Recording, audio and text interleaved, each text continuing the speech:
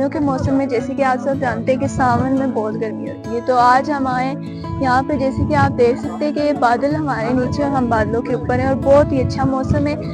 तो यहाँ की जो ठंडी हवा है इसको एंजॉय करके तो हमें ये लगता है कि हम जन्नत में हैं। तो मैं तो सबसे यही कहूँगी कि वो आए और कश्मीर के ऐसे नज़ारे एंजॉय करें।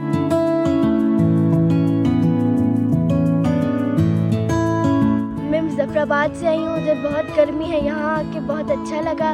वो जो मेरे दोस्तें हैं वो नहीं आ पाई, वो उनको भी आना चाहिए और यहाँ आके मुझे बहुत अच्छा लगा। पिछली दफ़ा जब मैं आई थी इतनी गर्मी थी और यहाँ पर अब कभी धूप आ रही है कभी धुंध आ रही है, इतनी सर्दी का मौसम है, बहुत अच्छा मौसम है। आप सबको ज़रूर आना चाहिए।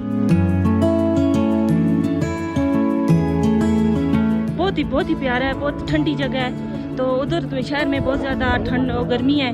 अब बस है ये सावन, आजकल आपको पता है सावन चल रहा है, तो इसमें मैं सब लोगों को यही गुजारिश करती हूँ कि आप पिचनासी आएँ, पिचनासी का मनाजर देखें, खूबसूरती देखें, तो एंजॉय करें।